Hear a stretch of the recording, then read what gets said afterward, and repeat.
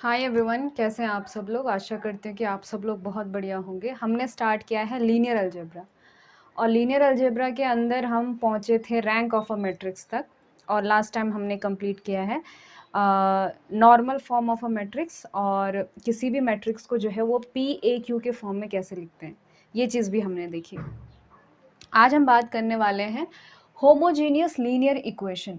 ये भी जो है कहीं ना कहीं आपका रैंक से जुड़ा हुआ कॉन्सेप्ट है कि हमारे पास होमोजीनियस लीनियर इक्वेशन आप सभी जानते हैं, जिसमें जो है डिग्री 1 होता है, जो भी वेरिएबल्स हैं।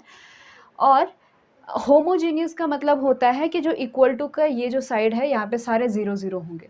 ठीक है, तो मान लीजिए जैसे कि मैंने यहाँ पे एक सेट ऑफ लीनियर इक्वेशन लिए हैं, a11 x1 plus a12 x2 up to so on a1n xn। तो एक चीज़ आप यहाँ पे देख रहे हो कि n जो है वो अननोन्स हैं। ठीक है, और इक्वेशन कितनी है? इक्वेशन आप ये देख रहे हो कि a12 a21 amn और m इक्वेशन है। तो ये एक ऐसा सिस्टम ऑफ इक्वेशन हो गया जहाँ पर n अननोन्स है और m इक्वेशन है, नंबर ऑफ इक्वेशंस हैं। और हमें जो है ये x1 x2 up to so on xn ढूंढने होते हैं सच दैट कि ये जो है इन सारी इक्वेशन को क्या करे, सेटिस्फाई करे। ठीक है, अब वही जो है इनका सॉल्यूशन कहलाता है। तो ऐसे सेट को हम कहते हैं होमोजीनियस लीनियर इक्वेशन। अब सवाल ये है कि हम इस चीज़ को लीनियर अलजेब्रा के अंदर कैसे पढ़ेंगे। तो अभी तक जो जो चीज़ें हमने सीखी हैं, चाहे डिटर्मिनेंट हो गया, रैंक ऑफ अ मैट्रिक्स हो गया, तो उसी का यूज़ जो है हम होमोजीनियस लीनियर इक्वेशन का सॉल्यूशन निकालने के लिए करेंगे। तो करेंगे क्या कि ये जो सेट ऑफ लीनियर इक्वेशन है इसको हम मैट्रिक्स के फॉर्म में लिखेंगे। तो जितने भी कोएफिशिएंट है a11 a12 up to so on a1n और अप टू सोन amn, इसको हम जो है मैट्रिक्स के फॉर्म में लिखेंगे कॉलम वाइज। यानी कि ये जो है ये एक कॉलम बनाएगा, ये दूसरा कॉलम बनाएगा और a1n से लेकर amn ये लास्ट वाला कॉलम बनाएगा। तो इसे कहा जाता है कोएफिशिएंट मैट्रिक्स, क्योंकि ये x1 x2 up to so on xn के कोएफिशिएंट से बना हुआ है। उसके बाद ये है हमारा x1 x2 up to so on xn, जिसे हमें ढूंढना होता है। तो ये हमारा अननोन है, इसीलिए ये कैपिटल X से हम डिनोट करते हैं, क्योंकि जो हम मैथ्स के अंदर x y z ऐसे नाम जनरली उनको देते हैं जिनको हमने ढूंढा होता है। So this is your capital X which is x1 x2 up to so on xn। यानी कि ये देखो हमने सारे जो है वेक्टर के फॉर्म में लिखे हैं। ये एक वेक्टर है, ये एक वेक्टर है, ये एक वेक्टर है, इनका लीनियर कॉम्बिनेशन ये है। ये चीज़ हम ऑलरेडी जान चुके हैं। ठीक है, विच इज़ इक्वल टू, इसको हमने नाम दिया है O, जो कि क्या है, ज़ीरो वेक्टर है। ठीक है, अब आपके पास ये एक ऐसा सिस्टम आ गया है जहाँ पे ax इज इक्वल टू 0 है। तो हमने जो है इस a की मदद से, इस कोएफिशिएंट मैट्रिक्स की मदद से इस x की वैल्यू ढूंढनी है सच दैट कि a times x is equal to this 0 vector. अब वो कैसे, देखते हैं। थोड़ा सा मैं सॉल्यूशन के बारे में डिस्कस करना चाहूँगी, इसके बाद हम नेचर ऑफ सॉल्यूशन देखेंगे और उसके बाद हम एग्जाम्पल सॉल्व करने वाले हैं। 3 एग्जाम्पल सॉल्व करेंगे और उनका स्ट्रक्चर अलग अलग होगा। तो सबसे पहले ये चीज़ क्या है वो देख लेते हैं। जैसे कि अभी हमने देखा कि हम होमोजीनियस लीनियर इक्वेशन को जो है ax इज इक्वल टू 0 के फॉर्म में लिख सकते हैं। तो यहाँ पे एक a तो मैट्रिक्स बन गई, तो इस a मैट्रिक्स की मदद से इसका जैसे रैंक हो गई, कुछ प्रॉपर्टीज़ हैं इस a की मदद से, तो उसकी मदद से हम जो है इसका सॉल्यूशन निकाल सकते हैं।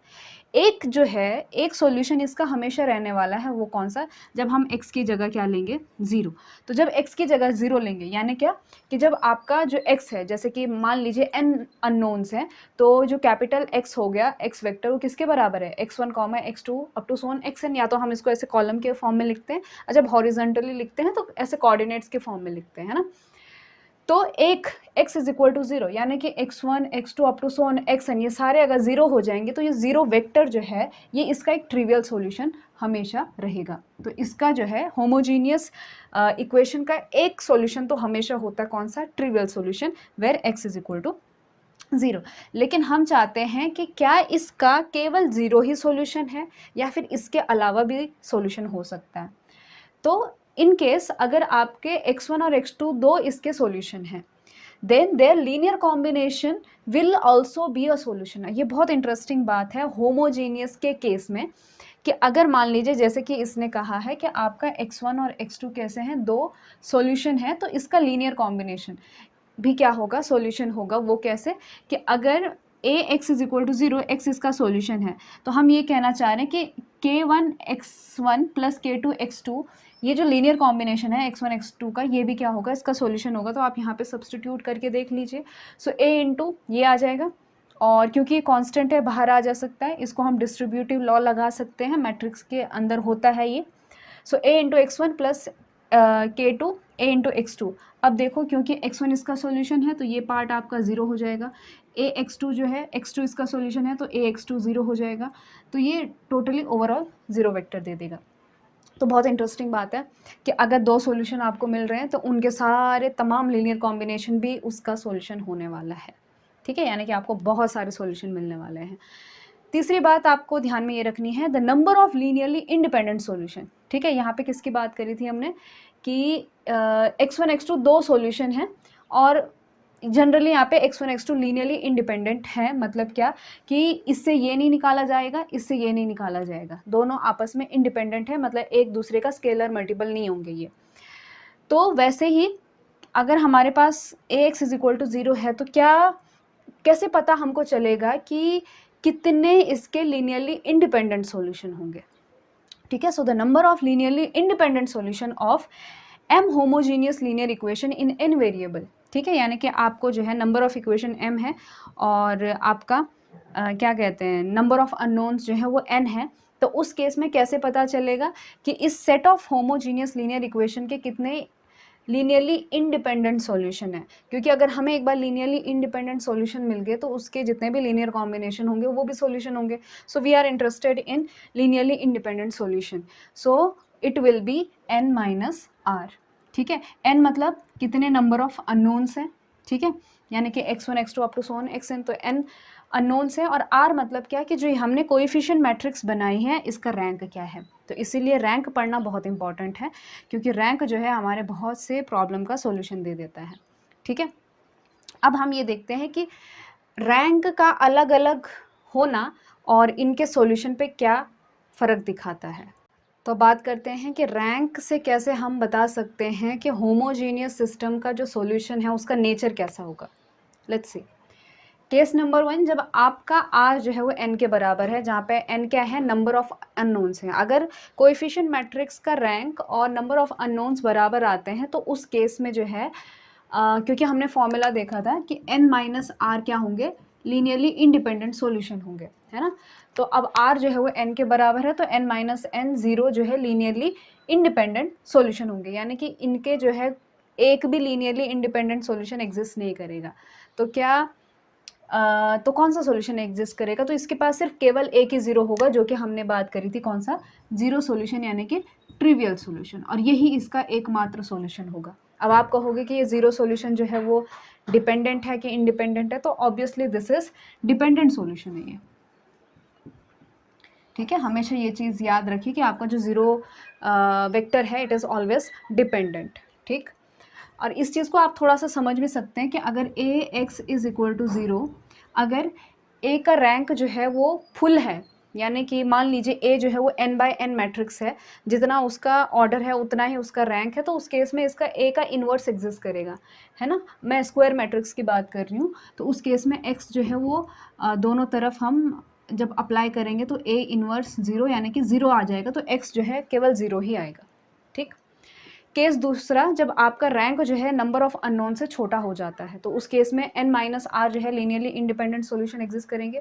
ये चीज़ भी हमने देखी कि इनका जो लीनियर कॉम्बिनेशन है वो भी उसका क्या होगा, सॉल्यूशन होगा, है ना। और देखो अब n minus r linearly independent solution है, अब इनका लीनियर कॉम्बिनेशन कितना ले सकते हो आप, जितने रियल नंबर्स हैं उतने आप इसका क्या ले सकते हो, लीनियर कॉम्बिनेशन ले सकते हो, यानी कि इस केस में आपके इन्फिनाइटली नंबर ऑफ सॉल्यूशन, ठीक है, इन्फिनाइट नंबर ऑफ सॉल्यूशन होंगे, ठीक। केस थर्ड ये भी हो सकता है जब आपकी इक्वेशंस कम हैं और नंबर ऑफ अननोन ज़्यादा हैं, तो ये थोड़ा सा इंटरेस्टिंग केस है कि यानी क्या कि मान लीजिए जैसे कि आपके पास 3 हैं, जैसे x y z इनमें है, और दी आपको इक्वेशन 2 ही दे रखी है, यानी कि 2x plus 3y plus z is equal to 0 0। तो इस केस में आप क्या कह सकते हैं, इस केस में देखिए नंबर ऑफ अननोन्स तो 3 है, लेकिन नंबर ऑफ इक्वेशन कितनी है, 2 हैं। तो इस केस में भी जो है ऐसे सिस्टम का भी इन्फिनाइटली मेनी सॉल्यूशन एग्जिस्ट करेगा। एक तो 0 तो होगा ही, क्यों, देखो m जो है वो लेस देन n है, और अगर कोई भी मैट्रिक्स है, अब ये जो है, अब इस केस में ये कितने बाई कितने की मैट्रिक्स बनेगी, ये m बाई n की बनेगी। इस केस में कितने की बनेगी, ये एक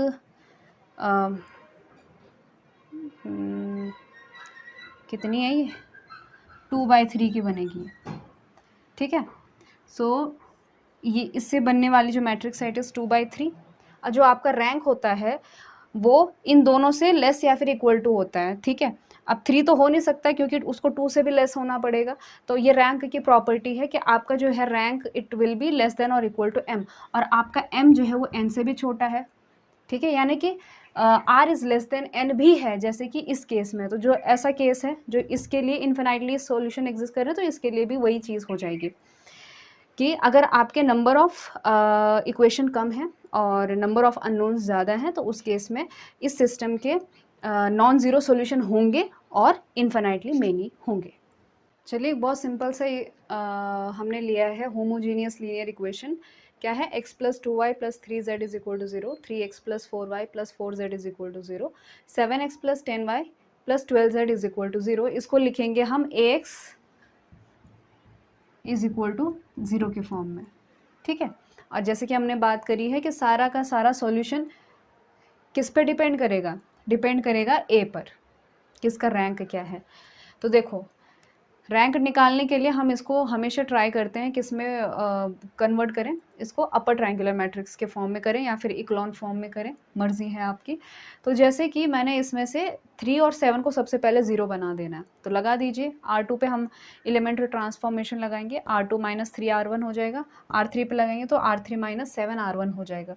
तो ये हो जाएगा आपका 1 2 3 पहली रो एज इट इज़। लगाने पर क्या हो जाएगा, जब इसको 3 से मल्टीप्लाई करेंगे तो 3 minus 3 is 0, 6 4 minus 6 is -2, 12 minus 6 में से क्या था ये, अच्छा 3 से 9 माइनस 4 इज़ -5। उसी तरह से हम जो है इस पर भी ट्रांसफॉर्मेशन लगाएंगे, इसको 7 से मल्टीप्लाई करेंगे और R3 में से कर देंगे, ये आपको बहुत आसानी से पता चलेगा। दिस इज़ 0 -4 -9, ठीक है। अब एक चीज़ मैं देख पा रही हूँ कि ये जो है ये रो ना इसकी मल्टीपल आ रही है ना इसकी मल्टीपल आ रही है, तो आप चाहो तो इसको और -4 को 0 बना सकते हो, इसको 1 बना सकते हो, ट्राई कर सकते हो आप, है ना। लेकिन मुझे पता है, आपको भी पता है कि इसका रैंक कितना आ रहा है, 3 आ रहा है। तो अगर रैंक 3 आ रहा है तो हमने पता किया है कि लीनियरली इंडिपेंडेंट सॉल्यूशन कितने होंगे इसके होंगे क्या था, n-r था, तो नंबर ऑफ अननोन कितने हैं इसमें, 1 2 3 है। सो 3 माइनस 3 इज इक्वल टू 0, यानी कि इसका केवल एक ही सॉल्यूशन है, वो कौन सा, 0 सॉल्यूशन है, ठीक है। या फिर आप ये कह सकते हो कि इसका इन्वर्स एग्जिस्ट करेगा, यहाँ जाके मल्टीप्लाई होगा, 0 वेक्टर के साथ मल्टीप्लाई होने के बाद 0 ही देगा। तो आपका जो x is equal to y is equal to z is equal to 0, यही इसका क्या होगा, सॉल्यूशन होगा। तो ये पहला केस है जब आपका रैंक जो है नंबर ऑफ अननोन्स के बराबर हो जाता है, तो उस केस में यही इसका क्या होता है, सॉल्यूशन होता है। अब जो हमने केस 2 पढ़ा था उसका क्वेश्चन देखते हैं कि किस तरह से जो है जब आपका रैंक कम हो जाता है और नंबर ऑफ अननोन्स ज़्यादा रहते हैं तो इन्फिनाइटली मेनी सॉल्यूशन कैसे निकल के आते हैं। तो ये हमने एक सेट ऑफ होमोजेनियस इक्वेशन ले लिया, x plus 3y minus 2z is equal to 0, 2x minus y plus 4z is equal to 0, x minus 11y plus 14z is equal to 0। इसको मैंने जो है ax इज इक्वल टू 0 के form में लिख दिया है।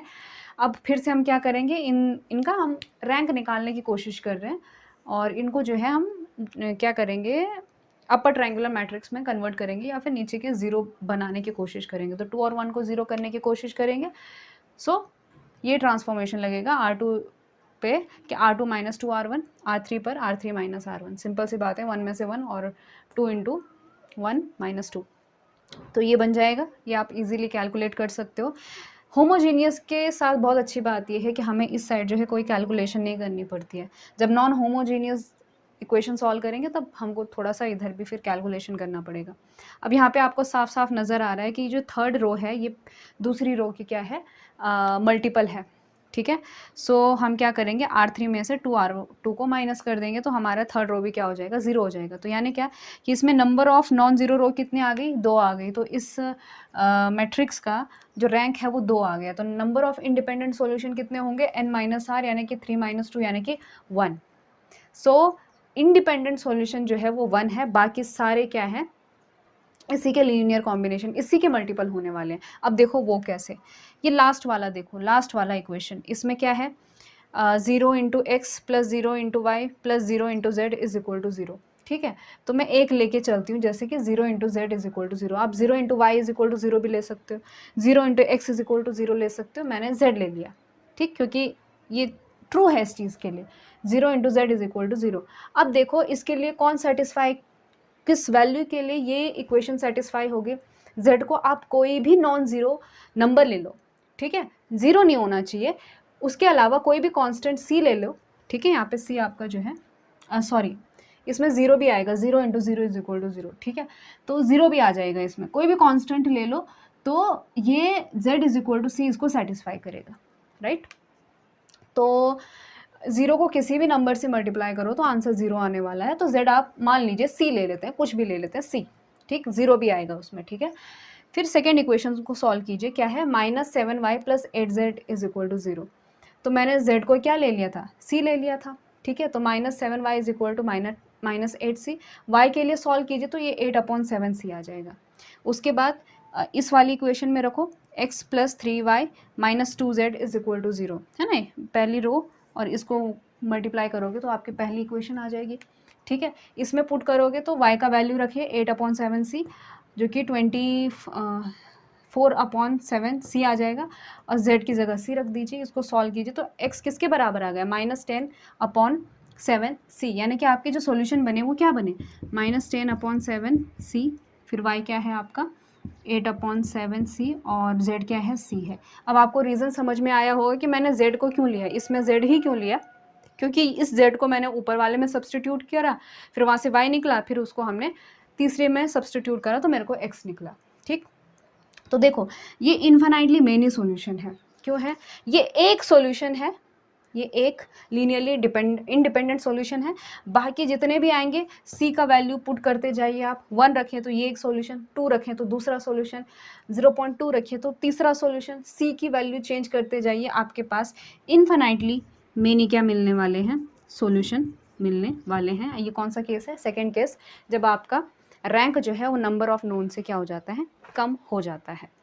आज के वीडियो लेक्चर का लास्ट प्रॉब्लम और बहुत ही इंटरेस्टिंग प्रॉब्लम है कि देखो क्या लिखा है, 4x + 2y + z + 3u = 0। तो एक चीज़ आपको यहाँ पे दिख रही होगी कि 4 अननोन्स हैं और 3 इक्वेशंस हैं, ठीक है।